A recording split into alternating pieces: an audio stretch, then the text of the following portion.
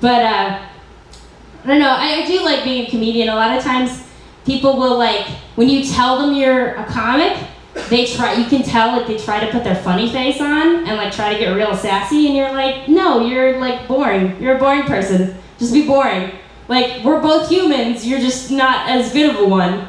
Just accept that and move on. Like, we don't have to play around, you know, I'm not gonna pretend to be boring. Like, let's just be in our lanes. But like, yeah, a lot of people will be like, oh, dicks, and I'm like, that's not a joke, like, kill yourself. So, without a laugh, I just sound like a bad person. So that's weird. But yeah, like I've also heard a lot of people be like, oh, tell us a joke, ooh. And I'm totally with it. Like, I'm a horrible person. I'll get out my top hat and my cane. I'll do a show. I don't give a shit. But like, I think what's more fun is to just say the worst thing you can think of to these people. And so what I've been doing lately is like, the other day I was with my friend and we were gonna go smoke weed. I can say it, I'm not ashamed. And we were buying snacks, because of course. And she had just come from a party, so she looked amazing. She's hotter than me anyway. And I had just taken a shower and was in sweatpants. So the fact that I do this and the fact that I look terrible, it was like fat funny friend times 1,000. Like, I was the most fat funny friend. And these guys noticed her. And they started talking to us, and she said something about my show, and they were like, show? And I said, yeah, I'm a stand-up comedian, or trying to be at least. And they were like, oh, that's so cool, tell us a joke. That's how guys talk, tell us a joke. And I was like, I just looked at them straight in the eyes, and I was like, flaccid penis is silly putty for your mouth. They were gone. They were not into it. They were like, but it's the worst part is they were trying to be into it. They were like, yeah, totally, that's how I feel. And they didn't ask for my number, which was shocking. So I just had dinner with my parents, which was terrible. I had a hamburger steak with cheese or whatever, and then like there was juices at the bottom of the plate, and I got a piece of bread to like sop up the juices, but there was still some left, so I got another piece of bread. So I just ate a cheeseburger the hardest way possible that you could do. That was the worst joke ever. Oh my god. Okay, I'm gonna leave you on something else and then get out of your faces. What do I have? Okay. I think a lot of times I can get too in my head. I get too nervous and anxious about everything, and I want to overthink everything. And that is a really big problem when you're trying to have sex. I think everybody knows that. Like, that's why dumb hot people are good at sex, because they're just like, oh, I do this, and it's fine. Like, it's not that easy for me. And the other day I was trying this BDSM stuff with a guy, and I just couldn't get into it, you know? And I kept doing this thing where, you know how you're supposed to call him daddy? Like, oh, daddy, and that's like hot and great and whatever. But I just kept getting this urge to call him dad. But say it like that. Like, yeah, dad. Like, just dad. Like how you say it, like, to your dad. So he didn't enjoy it. But I was like, I'm just gonna lean all the way into it. So I was just like, yeah, that feels good, dad. Yeah, dad, give me some chocolate milk, dad. You know? So you guys have been great. I'm Melissa Nicholas. Bye. Please, Melissa Nicholas, everybody. Awesome. Thank you guys for coming out. Appreciate you guys hanging out tonight. We got a very funny comedian coming up next. Put your hands together, Mr. Colin Means, everybody. Colin! Colin! You're a fan favorite. All right. You guys still hanging in there? Still doing okay? Yeah. I feel kind of bad. I feel bad for this guy who's dating a girl who I've known is not a great person for a while now, but he just met her recently and he's oblivious. He thinks she's perfect. She's not. She's the type of girl who, if you offered her a scholarship to a university or a case of cheap beer, she'd ask how much beer. And when you told her it was a 24-pack Natty Light, she'd be like, well, community college is always an option, right? To match that type of beer, yes, it is. He called her an angel. What kind of angel cheats on her boyfriend with his best friend and then cheats again with that best friend's friend? I don't get it. Lucifer is like, I just want power, man. I don't understand this. This bitch is flat out evil. Hell is all hers if she wants it. He goes, she's perfect. She's my everything. So I'm just going to assume he doesn't know that like 2 years ago, she got pregnant and thought it could have been one of 5 different guys. Like she had a lineup of dudes just for each day of the work week, trying to figure it out. Like, well, Eric was Monday, Todd was Tuesday, Steve was Wednesday, Doug was Thursday, and Friday Jack just did some finger stuff. Wasn't anything too serious. So I was wrong. 4 guys, not 5. That's slander, my bad. I'd hate to tarnish that reputation. He keeps calling her perfect. And I wonder if that would be the case if she didn't get the abortion. Now, maybe that's just his type of girl. Maybe that's his definition of the perfect girl. Just anyone who doesn't have a kid. You don't have to be a faithful, decent human being. Just don't have a little sack of shit running around that you have to be responsible for. And that's it. But I feel kind of responsible. Like I feel bad for him. I feel like I should let him know what he's dealing with. Like I need to reach out and be like, hey man, just how much do you trust your best friend and his friends? All right, go grab a pack of 24-pack Natty Lights. It'll be a pretty easy breakup. Don't have to worry about it too much. So I was at a family party one time. Like the kind of party where the adults try to convince themselves that they're cool by letting underage kids get drunk. That type of thing going on. And my mischievous, misbehaving nephew was there. That always makes things interesting. Once in a Walmart, he went up to a woman in a motorized scooter and told her that she wasn't disabled, she was just fat and lazy because he was right. But at this party, we were all talking, having conversations, talking about football, and out of nowhere, he just goes, I don't like black people. Everyone was outraged and upset and confused. He blamed it on his stepdad. I thought, you know what, maybe that poisonous attitude that his stepdad has is rubbing off on him. It's causing him to be that insensitive. Then I remembered that his stepdad is black. My nephew is just a budding racist piece of shit, is what's going on. You should feel sorry for me. I have to deal with that. But he's a creative, assertive person. He can be a caring guy. Last Halloween, he gathered information about all the richest neighborhoods and who's gonna have the best candy and made a map. He made a map, pinpointed locations in neighborhoods for this map, brought it to school for all the kids, called it Candy Heaven. But that map was printed off Family Watchdog. He had the most candy and easily the least amount of legal battles going on, so really, he turned out all right. I'll end on this. Drunk driving is really irresponsible, right? Texting and driving, also just really irresponsible thing to do. So if you text while driving drunk, that's just really impressively coordinated of you, so I think if you're still here, that's cool. All right, I'll end on a groan laugh, that's cool. All right, give it up for Stick, guys. Keeping the energy going, Stick Martin. Means, everybody. Thank you, man. Thank you for doing a set. This is how a comedian's life is. This room has been rough all night. You know, it's tough to squeeze a laugh out. And every comedian on the list is like, no, fuck it, dude. I'm still going up. Maybe me.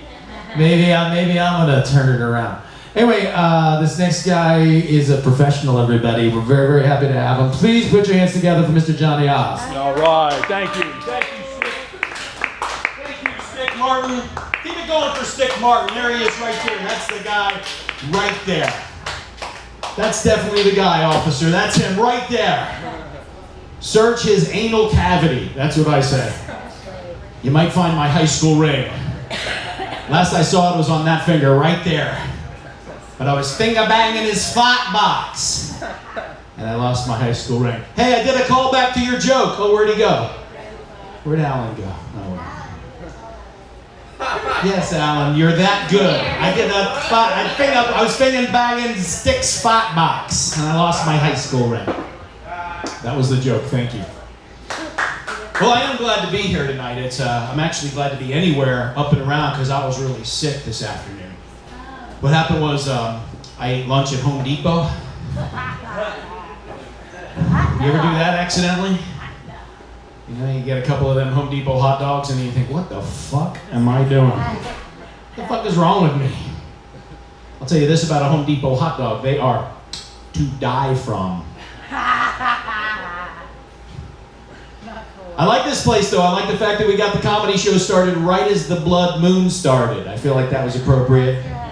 Very appropriate, especially for a place that's got all this demonic, satanic shit going on. And then we've got Catholic candles on the table. We got, that one's not so much, but that one's got the Virgin Mary on it right there. I say we just have a seance. What do you think? I do have a confession to make though.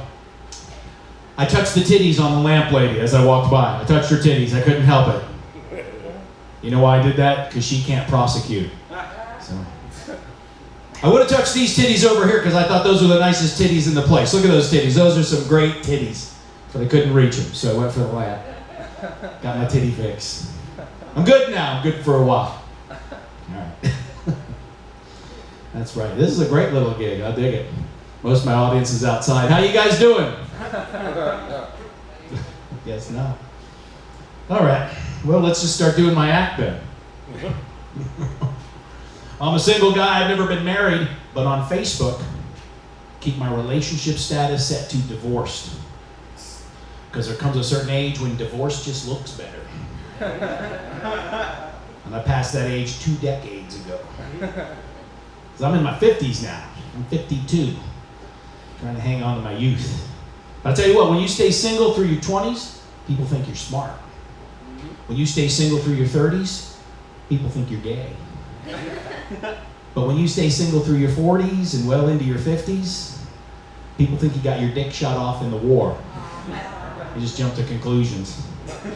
What happened to you? No marriage, no gay marriage, no straight marriage? None of that. I also never had any kids. I decided at a young age I didn't want to have kids because I didn't want to ruin my body or my career. Kids will do that. They'll ruin your body and they'll ruin your career. Well, I must have made the right decision because now I got this great body and this great career. I'm on fire, buddy. Ooh, what? It's just a little. Oh, you're singing. I thought you were kind of groaning and took a swing at the club. They can take it. Musical recourse. Well, I appreciate that, Terry. Just anytime you feel like it, break into it. Do a little song and dance. You go, girl. Let's see here. They say, you know, you young guys, you might want to listen up on this one, okay? They say that the #1 rule of stand-up comedy is to just be yourself on stage. So I'm going to smoke a joint and beat off. I hope that's okay. Because I got to be me. At the same time? I got to be myself. If you want to get to know your comedian, that's what I'd be doing if I were home right now. Marijuana and masturbation. 2 great feelings that feel great together. Who's with me? I mean, not with me, but with me. That's right. See, masturbation has a bad rap in our country. It's the lower alternative to sex. That's why it gets the bad rap. People look down upon it. But I say, and masturbation has something going for it that sex can never have. You ready for this? It's okay to fart. You can't fart when you're having sex with somebody. Not if you ever want to have sex with that person again.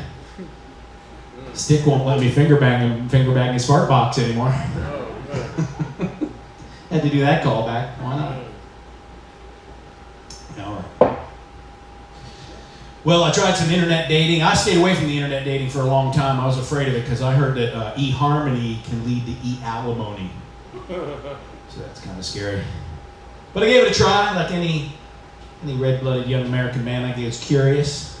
Can I meet women on here? Ooh. So I started doing the online dating, and I discovered some shit that blew my mind.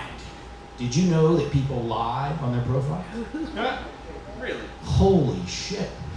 It's a crisis. You need a tool to help you get through it. So I invented a tool. I invented the profile conversion chart. Something to help you read through the bullshit. Because see, people leave little clues in their profiles. They leave like little tells. It's like a poker game. You got to pick them out. Like if her profile says, I like popcorn and movies. Hey, that's a good one. A lot of fun, popcorn and movies. But be sure to look it up in the conversion chart. Here it is. Says here that popcorn in movies means she eats a lot of junk food and sits in front of the TV all day. Add 15 pounds. See, that's some handy information. Her profile might say she's 285, but you know she's a cool 3 bills. That's my kind of girl, too. I like it when it takes 10 minutes just to download her picture. Yeah!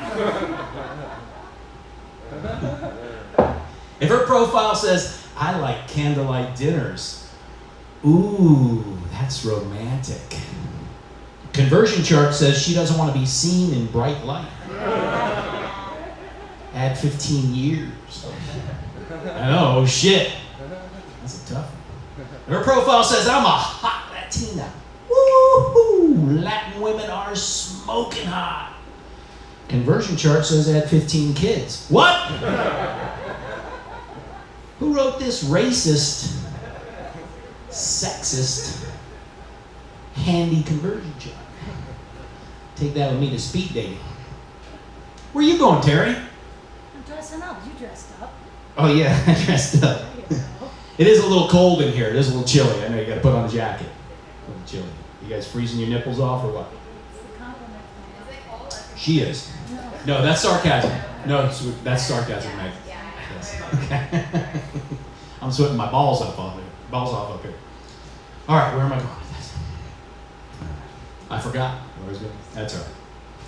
I do love Latin women, though. I wouldn't kid about that. 15 kids. Too bad there are Latin women in here.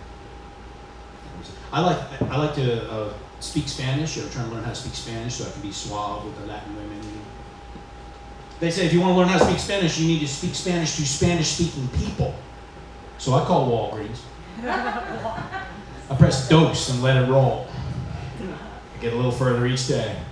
So far I'm up to that point where I can tell her how long her wait's going to be before she can talk to the pharmacist. Pretty suave line. I've always wondered what it would be like to be able to speak a second language. They call that bi-curious. Everybody gets tense on that one. Don't make a Brokeback Mountain out of a molehill, okay?